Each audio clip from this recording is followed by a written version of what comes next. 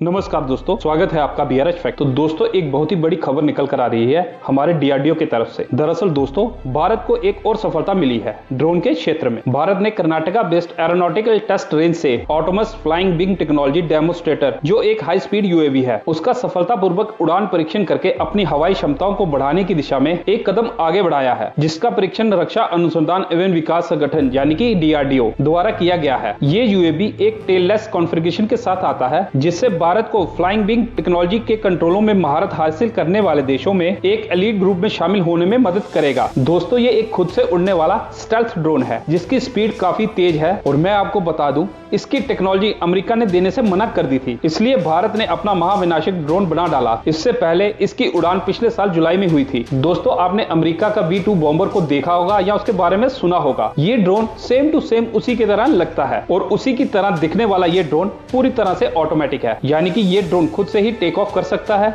Mission को पूरा करने के बाद खुद ही लैंडिंग कर सकता है। दोस्तों, ये उड़ान फ्यूचर के अनमैन्ड एयरक्राफ्ट के विकास की दिशा में बहुत ही ज्यादा महत्वपूर्ण टेक्नोलॉजियों को साबित करने के मामले में एक बहुत बड़ा स्टेप है। ये देश की रक्षा को लेकर भी बड़ा कदम है। इसे Bengaluru based aeronautical development establishment यानी कि ADA ने बनाया है। ये ड्रोन एक छोटे टर्बोफैन इंजन से उड़ता है। विमान के लिए उपयोग किए जाने वाले एयरफ्रेम, अंडर कैरेज और पूरी तरह से उड़ाने का कंट्रोल और एवियोनिक्स सिस्टम स्वदेशी है और ये इंपॉर्टेंट मिलिट्री सिस्टम के रूप में आत्मनिर्भर भारत के रास्ते को भी आगे बढ़ाएगा। दोस्तों, आजकल के युद्ध में अनमैन्ड एरियल व्हीकल्स यानी कि UAV युद्ध का एक अभिन्न हिस्सा बन गया है। इस दशक में हुए सभी युद्ध संघर्षों में UAV के इस्तेमाल का चलन देखा गया है। युद्ध के लिए एक हथियार के तौर पर UAV को बीते साल में आर्मेनिया और अजरबैजान के बीच हुए संघर्ष के दौरान पहचान मिली थी, जिसमें युद्ध के मैदान पर ड्रोन पूरी तरह से हावी हो गए थे। इसी चीज को ध्यान में रखते हुए पिछले साल भारतीय सेना के प्रमुख ने बताया था कि ड्रोन हमले का खतरा कितना गंभीर है। साथ ही भारत के UAV बेड़े ड्रोन को मजबूत करने के लिए और उनकी जरूरतों को पूरा करने पर बल दिया था। भारतीय सशस्त्र बलों ने इसे अहम मुद्दे को समझते हुए इस पर आगे बढ़ना शुरू कर दिया है। जबकि देखा जाए,